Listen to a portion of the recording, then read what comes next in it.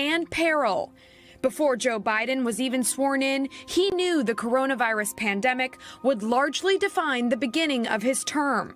In terms of immigration, Biden made a major promise during presidential debate. Let me ask about your immigration policy, Mr. Vice President. The Obama administration did fail to deliver immigration reform, which had been a key promise during the administration. It also presided over record deportations as well as family detentions at the border before changing course. So why should voters trust you with an immigration overhaul now?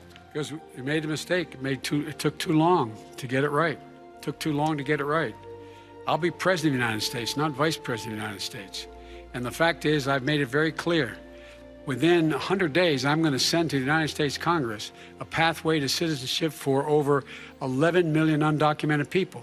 And all of those so-called dreamers, those DACA kids, they're going to be immediately certified again to be able to stay in this country and put on a path to citizenship. Though President Biden changed some of the immigration policies from previous administration, major promised immigration reform stalled, and Biden's big bill, the Build Back Better Act, pushed to 2022. The Senate headed home for the Christmas and New Year's holidays without action on President Joe Biden's immigration reform. The COVID-19 pandemic has effectively shut down immigration to the U.S. from abroad. Immigrant visa issuances dropped to 23% of pre-pandemic levels. Non-immigrant visa issuances dropped to 17% of pre-pandemic levels. There has been a 25-year stagnation in the immigration field in terms of new legislation to support immigrants. The Biden administration must step up in 2022 through executive actions and implement a solution to clear the green card, visa and other immigration backlog.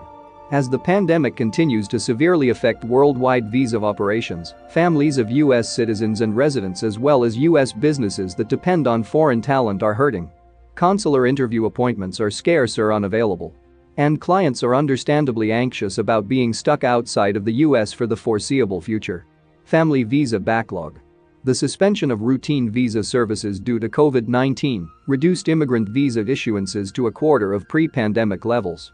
Before the pandemic, the number of immigrant visas issued averaged about 39,000 a month.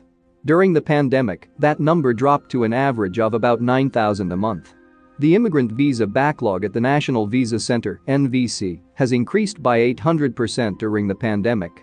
In 2019, an average of 60,866 immigrants were waiting for interviews each month. Documentarily complete visa applications that are pending the scheduling of an interview or waiting at NVC indefinitely for an interview. Worldwide immigrant visa interviews scheduled dropped to record low level in 2021. Employment and student visa backlog. Not only immigrant visa, the non-immigrant visa backlog is equally overwhelming. Consular closures and travel bans saw non-immigrant visa issuances reduced to a sixth of pre-pandemic levels. Before the pandemic, an average of over 721,000 non-immigrant visas were issued each month worldwide. During the pandemic, an average of fewer than 126,000 non-immigrant visas were only issued each month. There is no scale to measure who is impacted more due to all these delays. Everyone is equally impacted, but some visa categories were impacted less severely than others. Instead of depending everything through comprehensive immigration reform, Biden administration should have done some changes to help legal immigrants through executive orders in 2021. The White House is likely to delay a series of executive orders on immigration that were a prominent feature of the Biden campaign, according to two sources familiar with the discussions. The Biden administration must step up in 2022 through executive actions and implement a solution to clear